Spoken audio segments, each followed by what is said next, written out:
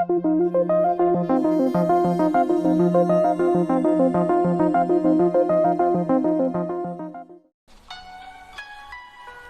everybody, and welcome to the launch of the HOPE UAE Mars mission on a Japanese H-2A rocket.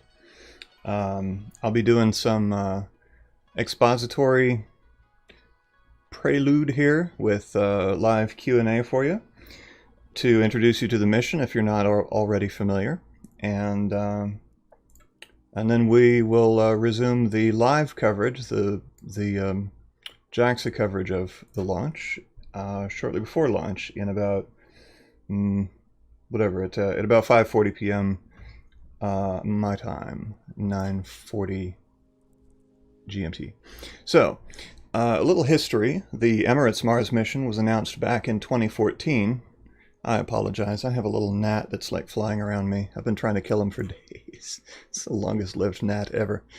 The Emirates Mars mission was announced back in 2014 by the President of the UAE, Sheikh Khalifa bin Zayed Al Nahyan, if I got that right.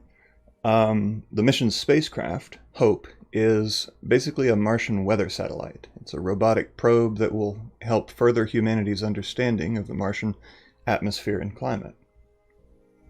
It was made through a collaboration between the Mohammed bin Rashid Space Center in Dubai, the Laboratory for Atmospheric and Space Physics at the University of Colorado Boulder, Arizona State University, and the University of California, Berkeley. Incidentally, the Space Center is named after Sheikh Mohammed bin Rashid Al Maktoum, the UAE's Vice President, Prime Minister, and ruler of Dubai.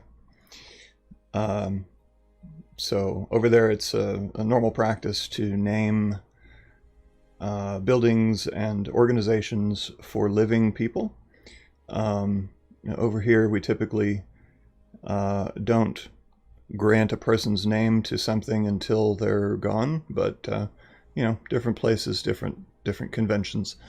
The HOPE spacecraft itself is 2.37 meters wide by 2.9 meters long, roughly cubical in shape, as you can see behind me. And it weighs in at 1,350 kilograms, or 2,980 pounds. It has two solar panels. Earlier, the thumbnail for this video had a picture of the wrong spacecraft showing 3 solar panels, but HOPE only has 2. And those will provide 1,800 watts of power to the spacecraft. After the launch today, assuming all goes well, it will take HOPE about 7 months to reach Mars. Its planned orbital insertion is in February 2021. So next February, look for Mars orbital insertion updates from HOPE. And again, that would be, like, if there's a live stream of that, then it would only be of like the mission control or whatever. We're not going to get live images from Mars until now. All right, so I don't have a list of all of the instrumentation on the HOPE orbiter. I do not, for example, know if it has optical imaging. Probably does, but I don't, for example, know if it has optical imaging, sensors on it that would be beaming back images that we could see in February, shortly after it arrives, similar to how we get images from the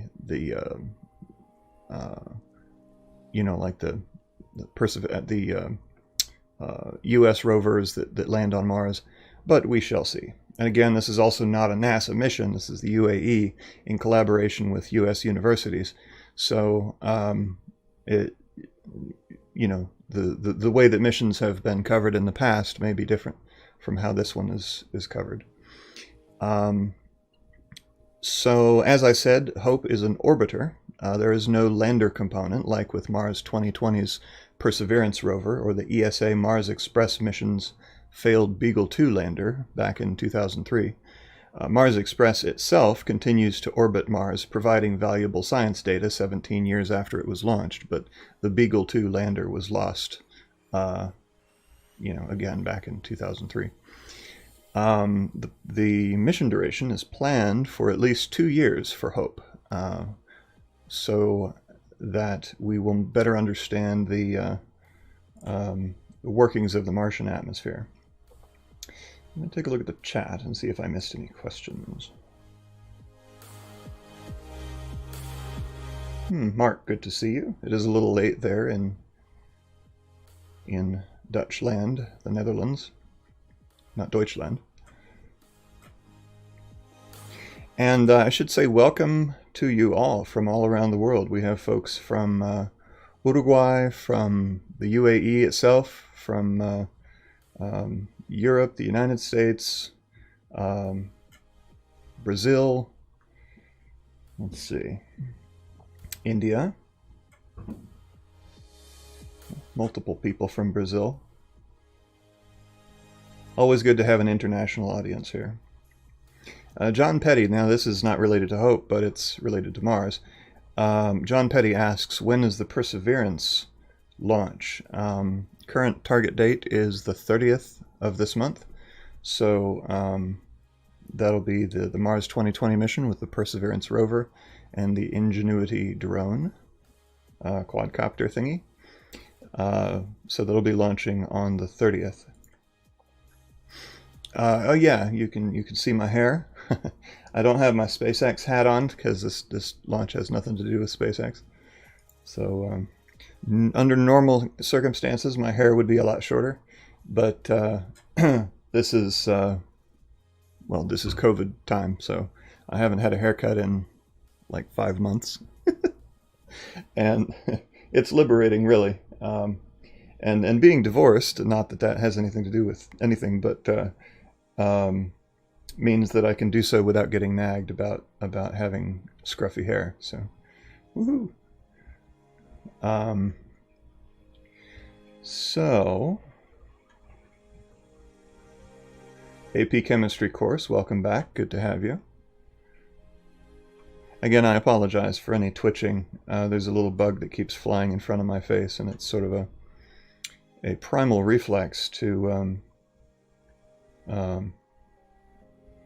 I don't even think twitching my head makes it go away, but anyway, it's just a reflex. So Ben De Bono is asking about odds of success. I'd say the odds of success are 100% unless something goes wrong. Obviously, space solar system missions are difficult. Like any mission that goes that leaves the cradle of Earth's sphere of influence, and especially if orbiting another body is involved, there's a lot of miles in between here and there, and there's a lot that can go wrong in between here and there. Now, I will say that an orbital insertion is a fair bit easier. Or easier is relative, but I mean, they're still making a hole in one from, a distance of 30 plus million miles. But an orbital insertion is a fair sight easier than a landing, because with the landing you have to account for, you have to aerobrake in the very thin Martian atmosphere. You have to have retro rockets and parachutes and drogue chutes and parachutes and heat shields and all that, and it's and that all has to be automated 100% because of the light lag time, and we can't control the mission. We can't control the descent. In fact, we can't control the orbital insertion live because it takes a few minutes. And I don't know. I'm not sure what the current distance to Mars is, but you can calculate based on the speed of light how long it takes radio signals to get from here to there and then back again. So all that has to be automated. Riyasat Mushfiq Rahman says, he is a Martian. What am I planning to do to his planet? Or do on his planet? In fact, the HOPE mission plans to do nothing on Mars. It's going to orbit Mars above the atmosphere, well above the atmosphere, and study the climate thereof. So it's going to take pictures, take measurements, etc. Live coverage from JAXA. So the rocket is from Mitsubishi Heavy Industries, but the coverage should be from JAXA. It's launching from the Tanegashima Space Center, where I think all of the H-2A and H-2B rockets launch from there.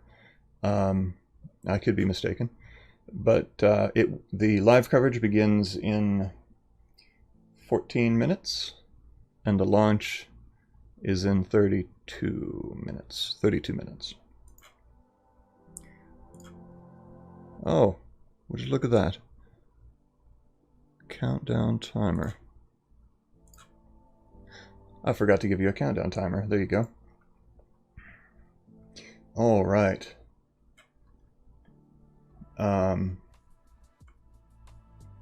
Catching up with chat. Vishnu Hebar asks, is there a specific reason that scientists chose Mars to explore for human settlement? Well, of all of the other planets in the solar system, all of the other bodies in the solar system, including moons, Mars is the closest to Earth's. The temperatures are roughly equivalent to what you might find in Antarctica. The atmosphere is very thin. It's only 5%. 5%? 2%? Anyway, it's very thin. Much thinner than Earth's atmosphere. And it's composed almost entirely of carbon dioxide, whereas ours is primarily nitrogen and oxygen, 15% oxygen. But it's a solid surface. I mean, something like Jupiter, number one, you're going to be crushed by gravity. Number two, there's no surface to land on. I mean, at least not in the outer layers of the planet. There could be a solid core in there, but Venus is a super hostile environment. You've got sulfuric acid rain, very thick atmosphere, crushing pressures at ground level, and temperatures in excess of 700-800 degrees Fahrenheit, which very quickly destroy any spacecraft that lands there, as the Russians discovered with their Venus missions. Let's see, Abdulaziz Marzouk, I'm sorry. Hey, would it matter where the control center is physically regarding to the launch site? Would there be any delay in any way that would interfere in the launch? So I'm sure that at the Mohammed bin Rashid Space Center in Dubai, I'm sure they probably have are monitoring the spacecraft itself. The launch, of course, is being conducted from Japan, and the JAXA Launch Center is where that would be controlled from. And whatever the timing may be, I mean, the disparate locations of the mission controls, the launch control and the satellite control, are no different than if a mission's being controlled from California and from Florida, like with the SpaceX launch. They just, they'll have their open lines of communication. They'll have data flowing back and forth, and they're not transmitting to Mars yet, so there's no light lag to consider. Martin Rage asks, why are they launching today? Is there a logic to that? So, as far as today versus tomorrow, I mean, I don't think that's terribly important, but as far as why now, that is important because Mars and the Earth, in their orbital, in the dance of their orbits, they achieve an optimal alignment for launching. That is, Earth catches up because Earth orbits the Sun. Being closer to the Sun, Earth orbits more quickly than Mars. Earth catches up so that their orbital alignments allow for a shorter travel time every 2 years, roughly. So this year there are 3 Mars missions. There is this first mission, the HOPE mission from the UAE. There is the Tianjin one from China, and of course the Mars 2020 Perseverance rover mission from the USA, all launching within this Mars launch window.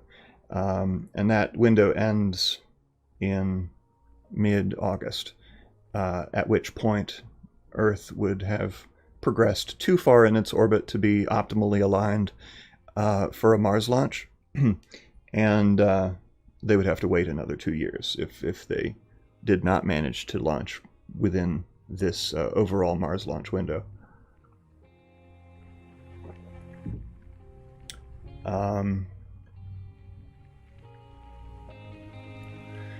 Snow Kittens says that Mars has just enough atmosphere to cause some toasty effects, but not enough to do a proper parachute landing. Just an annoying planet. Team Venus. Oh, Snow Kittens is on Team Venus, okay. Well, there's definitely enough atmosphere to aerobrake at Venus. There's also enough atmosphere to roast your craft alive, but, you know, c'est la vie, right? Snow Kittens also says, let's keep Earth habitable. It's the only planet in our solar system that doesn't kill you within minutes. That's very true. Galaxy Gamer 135 says, I know this sounds stupid. Not sure I'd agree, but let's see what he says. But didn't scientists find the sun orbiting something? In fact, they did. Scientists found a long time ago that the sun orbits the center of the Milky Way. There's a supermassive black hole there by the name of Sagittarius A star that everything in the galaxy orbits around. Actually, everything in the galaxy orbits around the common center of mass of the galaxy, which is Sagittarius A star. So yeah, no, but as far as some other star or something, we're not part of a binary system. Our solar system is not orbiting anything else other than the center of the galaxy. And then the galaxy, of course, is being pulled toward the mysterious great attractor, which we don't know much about. Very soon now, we should be able to switch to the live coverage of the launch from JAXA. Alright, let's see here. Freshwater Boy says, we need a new GPS for the solar system. We shall call it GPS, the Galactic Positioning System. Well, there is sort of a galactic positioning system you can use by orienting yourself based on pulsars, which I believe is how they drew out the map on the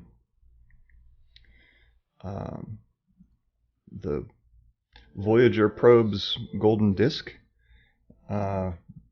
They gave coordinates to the Earth based on the locations of various pulsars.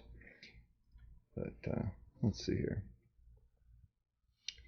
Altitude, time for one orbit around Mars, and orbital inclination of the Hope. Good questions, Mark. I do not have those details at this time. But hopefully by February we'll have more numbers for you.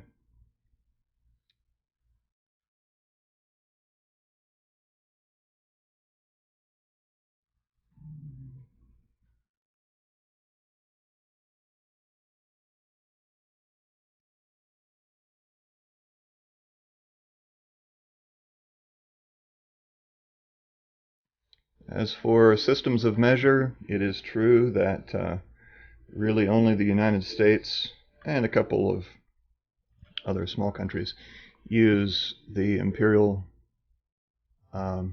measuring system, but it's what we were raised with, so it would be nice if we would switch to metric to match the rest of the world, but change does not come easy for a country of 350 odd million people.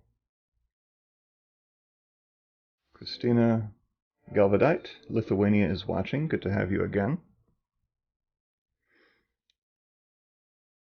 Eliazea Al-Jaberi asks when we're going to watch the rocket. So the live coverage of the launch should start right now, in fact. So let's go. 92、91、90、89、2段液体酸素系、液体水素系準備完了。 Pressurization of the liquid oxygen and hydrogen system of the second stage are complete. 79、78、77、当地点火。 We are uniting the torch to power the excess hydrogen. フレームデフレクター冷却開始。 Cooling initiates at the flame deflector at the launch deck. 64、63、62、61、60、59、打ち上げ1分前です。 It's 1 minute to launch. 55、54、53、52、51、50、49、48、47、46、45、44、43、42、41、40、39、38、37、36、35、34、33、ウォーターカーテン散水開始。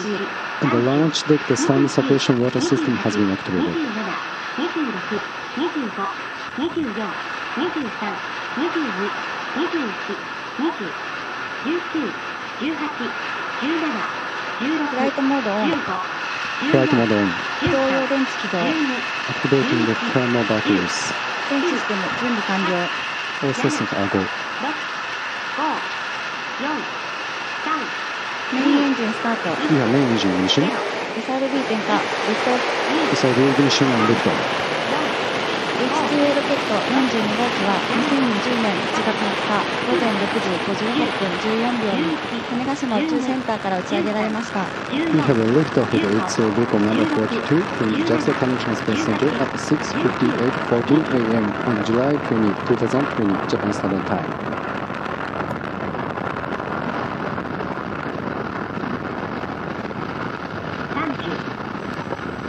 打ち上げ以降、ロケットの管制は吉信発射管制塔から竹崎総合司令塔に引き継がれています。 Following liftoff, the operation control of the launch vehicle has been switched from the blockhouse to the launch control center.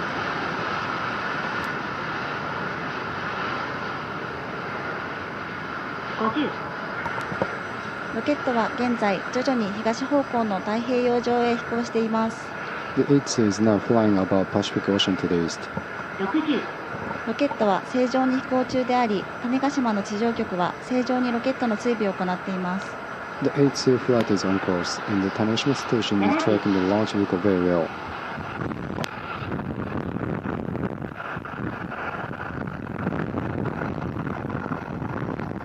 80、81、82、83、84、85、86、87、88、89、90。SRBA 燃焼終了。 The SRBs have burned out.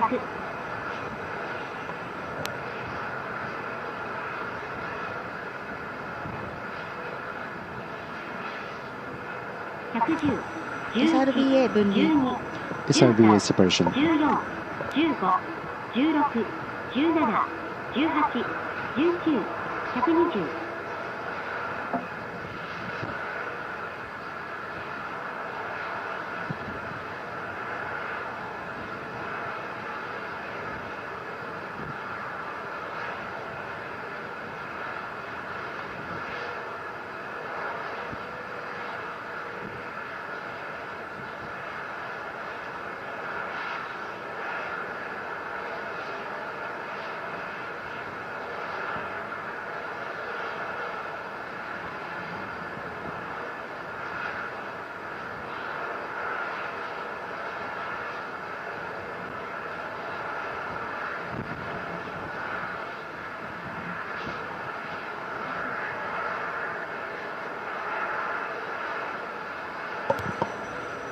第1段エンジンの燃焼は正常。制御系飛行経路も正常です。ロケットは順調に飛行を続けており、現在の高度は約 95km、秒速約 1.5km です。The combustion in the first stage engine, attitude control, and trajectory are all nominal. The H-2 flight is on course. Current altitude is about 95 km. Rest is approximately 1.5 km per sec.